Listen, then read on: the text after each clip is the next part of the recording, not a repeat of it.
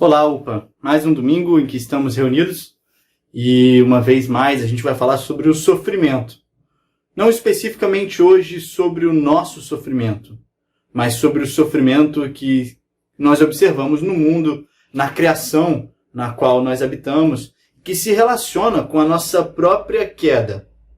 Você deve se lembrar que nos últimos domingos a gente teve a oportunidade de receber no nosso devocional à noite, alguns convidados que falaram sobre a nossa relação com o meio ambiente. Você pode se lembrar da Caco, que falou sobre o interesse dela na área de arquitetura e meio ambiente. Você deve se lembrar da mãe, do Ângelo e do Vicente, que falou sobre isso também. Do pai deles também acabou falando sobre isso.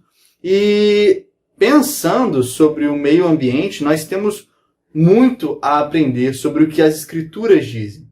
E para a gente falar um pouco sobre isso, sobre a nossa relação com a criação, eu queria primeiro que a gente olhasse para o texto de Gênesis, que fala sobre a criação e sobre o nosso dever criacional, ou seja, sobre um propósito que Deus tem conosco, seres humanos, na sua criação.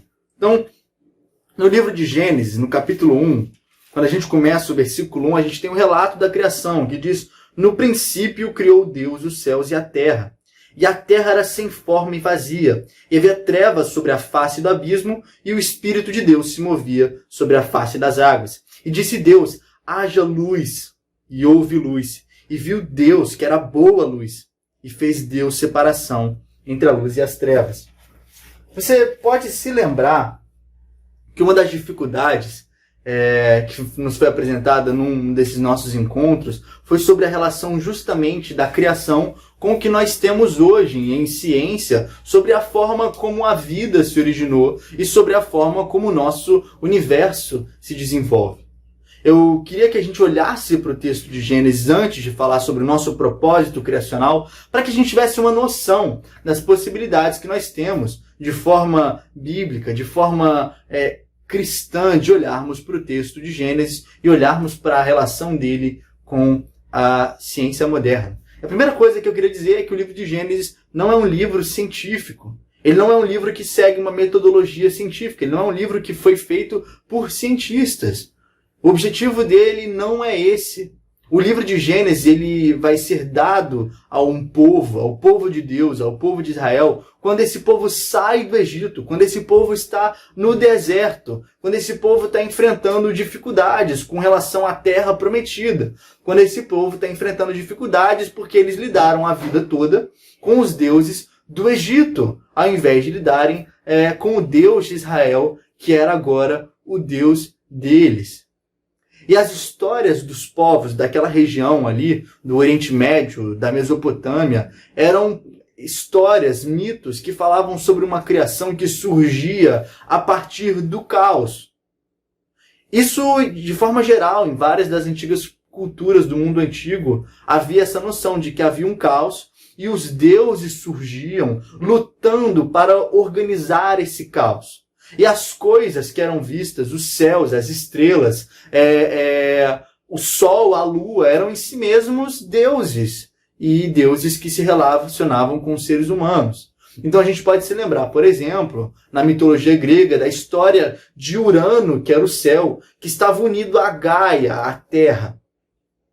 E toda vez que Gaia engravidava, os filhos não nasciam, porque o céu era colado na terra.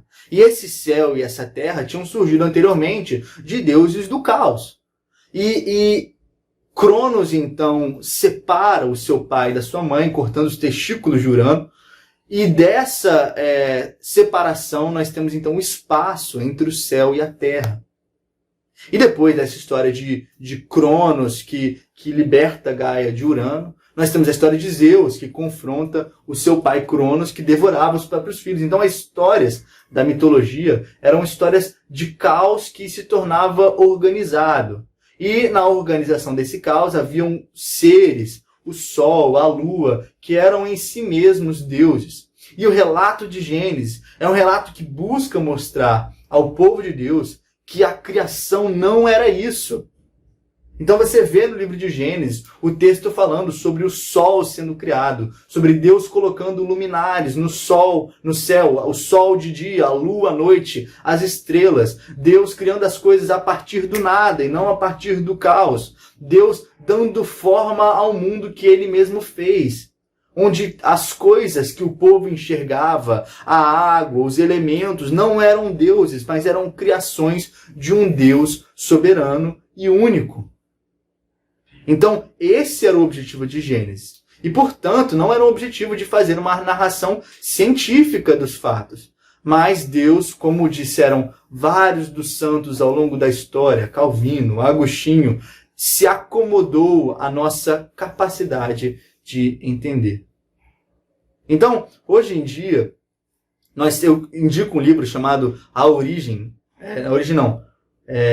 Quatro Origens, se eu não me engano, da ABC2, que é um livro que fala sobre as possibilidades que nós temos de lidar com o texto de Gênesis. Até pouco tempo atrás, não era um grande problema o debate se o livro era literal ou se o livro era mais poético. Havia comunhão entre os irmãos nessas diferentes visões. Mas, alguns autores falam 30 anos, alguns autores falam mais do que isso, para cá, se começou a haver uma ideia de que se você acredita, se você defende um processo evolucionário, sem ignorar que Deus controla todas as coisas, você está fora daquilo que é chamado de ortodoxo, de um crer correto. E isso não é verdade. Então esse livro ele fala sobre quatro abordagens a esse texto. Ele fala sobre a abordagem da Terra Antiga e da Terra Jovem, que são abordagens literais do texto. Ele fala sobre a possibilidade do design inteligente e ele fala sobre a possibilidade da evolução como parte do processo que Deus utiliza para gerar o mundo. Eu, particularmente, defendo essa última posição. Diante disso, o ponto principal que nós precisamos entender aqui é que o livro de Gênesis ele é um relato sobre a criação. E ele é um relato sobre como o povo de Deus que estava naquele momento no deserto, esse início do livro de Gênesis, deveria se relacionar com a criação. Então, quando é falado sobre a criação do homem, nesse mesmo capítulo, no capítulo 1, versículo 27, a partir do 26, está escrito o seguinte: E disse Deus: façamos o homem à nossa imagem, conforme a nossa semelhança, e domine sobre os peixes do mar, sobre as aves dos céus, sobre o gado, e sobre toda a terra, e todo réptil que se move sobre a terra. E criou Deus o homem à sua imagem, a imagem de Deus o criou, macho e fêmea os criou. E Deus os abençoou, e Deus lhes disse: frutificai e multiplicai-vos, e enchei a terra, sujeitai-a e dominai sobre os peixes do mar, sobre as aves dos céus e sobre todo o animal que se move sobre a terra. Lá no versículo 2, vão ser ditas mais coisas sobre a criação do homem. Vai ser dito o seguinte: tomou o Senhor Deus o homem e o pôs no jardim do Éden para o lavrar e o guardar. E ordenou o Senhor Deus ao homem, dizendo: de toda árvore do jardim comerás livremente, mas da árvore da ciência do bem e do mal, dela não comerás, porque no dia em que dela comeres, certamente morrerás. Antes, nesse mesmo capítulo, no capítulo 2, nós temos a história do homem nomeando os animais. Então, Deus cria o homem, ele dá uma responsabilidade ao homem. Ele fala para o homem que o homem deve cuidar dessa criação. E é um cuidado que, ao mesmo tempo, é uma dominância, né, que é o que aparece no texto, que, é claro, se aproxima da forma como Deus governa o mundo. Deus não é um tirano sobre o mundo, mas ele é um Deus misericordioso, ele é um rei que se fez servo. E o objetivo do homem, ao encher a terra, ao dominar a terra, era servir a Deus através do cuidado com essa terra. Então, desde a criação, nós temos um propósito de cuidar dessa terra, de lavrar o jardim, de plantar e cuidar desse jardim que Deus nos deu. E isso também é destruído, isso também é afetado pela queda, pelo pecado que entra no mundo. Então, quando nós vemos um mundo que é marcado pela destruição da natureza, quando nós vemos que nós somos responsáveis pelo desaparecimento de espécies, quando nós somos responsáveis pelo desaparecimento de florestas, pelo desaparecimento de grandes regiões de mata, nós estamos vendo um efeito da queda em nós. Nós estamos observando a nossa falta de responsabilidade com a criação que Deus nos deu. No livro Além do Planeta Silencioso, do C.S. Lewis, Lewis brinca com a ideia do ser humano saindo da Terra e indo até Marte, onde ele encontra uma outra civilização. E naquela civilização de marcianos, o pecado não entrou. E o fato do pecado não ter entrado faz com que aquele outro planeta se comunique com outros planetas e com outros povos do sistema solar. E o nosso planeta, como foi um planeta marcado pelo pecado, se tornou um planeta silencioso. Nós somos um planeta silencioso porque nós estamos em guerra conosco, uns com os outros. E uma das coisas que Lewis mostra naquela civilização marciana é que eles têm uma relação saudável com a natureza. Eles têm uma relação saudável com a terra. Eles constroem, eles plantam, eles mineram, eles fazem coisas maravilhosas, mas eles são responsáveis com o planeta que eles mesmos receberam. E nós fomos dotados de inteligência e nós fomos dotados de capacidade para fazer o mesmo. Só que nós, ao mesmo tempo, enfrentamos as tentações da nossa própria condição humana. Nós somos tentados a consumir e consumir desesperadamente. Nós somos tentados a encher o vazio dos nossos corações, que só pode ser enchido pelo Deus Criador, pelo Deus Redentor, que é a nossa fonte de água viva, com coisas. E nós então passamos a consumir desesperadamente. Nós compramos coisas que nós não precisamos. Nós fazemos uso de coisas que são facilmente descartáveis. Esse é o nosso padrão de vida. E é um padrão de vida que é destrutivo para nós, porque não satisfaz os nossos anseios interiores. E é um padrão destrutivo para o mundo, porque o mundo não é capaz de sustentar um consumo tão grande dos seus próprios recursos. Então, Paulo coloca, e não se referindo a isso especificamente, que a criação geme.